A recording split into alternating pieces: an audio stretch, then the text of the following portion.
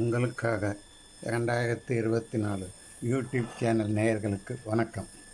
இன்று வியாழக்கிழமை 16/5/2024 வைகாசி 3ஆம் தேதி.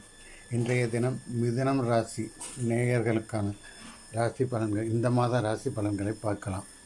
நேசிப்பவர்களுக்கு நேர்மையாக நடந்து கொள்ளும் மிதுன ராசி நேயர்களே, வைகாசி மாதம் கிரக நிலைப்படி உங்கள் ராசிநாதன் புதன் சுக்கிரனோடு இணைந்து லாபஸ்தானத்தில் சஞ்சரிக்கிறார்.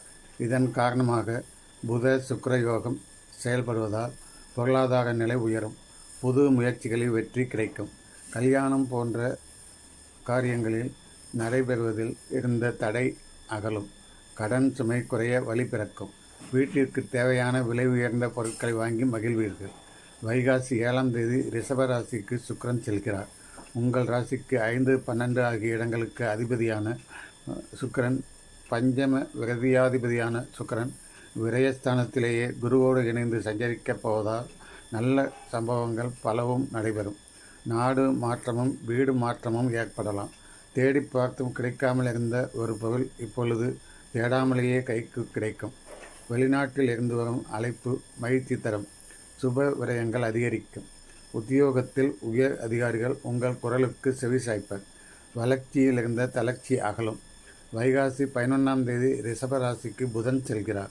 உங்கள் ராசிக்கு அதிபதியாகவும் சுகஸ்தானத்திற்கு அதிபதியாகவும் விளங்குபவர் புதன். அவர் விரய ஸ்தானத்திற்கு வரும்போது உடல் ஆரோக்கியத்தில் கொஞ்சம் கூடுதல் கவனம் செலுத்த வேண்டியிருக்கும். தாய்வழி ஆதரவு உண்டு. பெரிய அளவில் சொத்துக்கள் வாங்கி அந்த விரிவாக்கம் செய்ய முன்வருவீர்கள். பிள்ளைகளின் எதிர்கால நலன் கருதி எடுத்த முயற்சி வெற்றி பெறும்.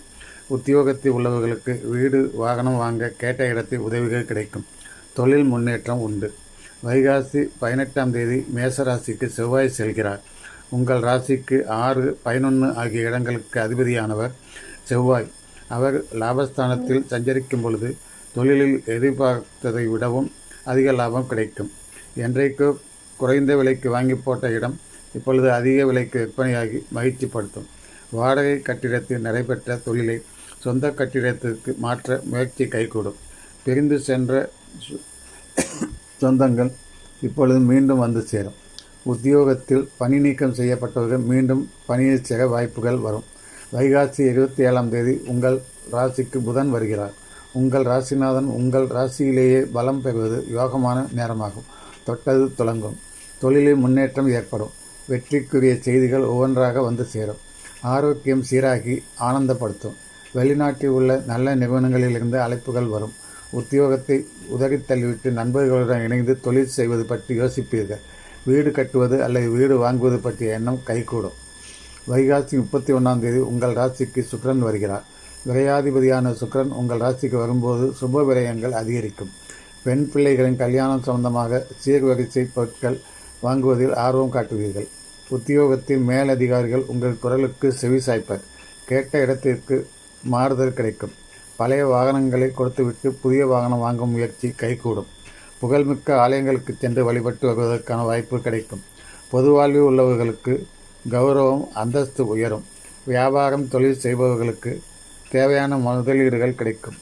உத்தியோகத்தில் உள்ளவர்களுக்கு மேலதிகாரிகளின் ஆதரவு திருப்தி தரும். கலைஞர்களுக்கு தடைப்பட்ட ஒப்பந்தம் பெறும்.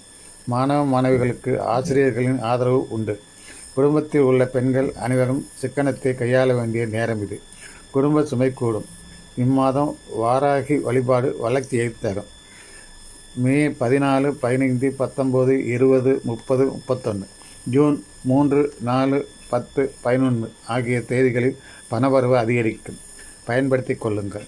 நன்றி, வணக்கம்.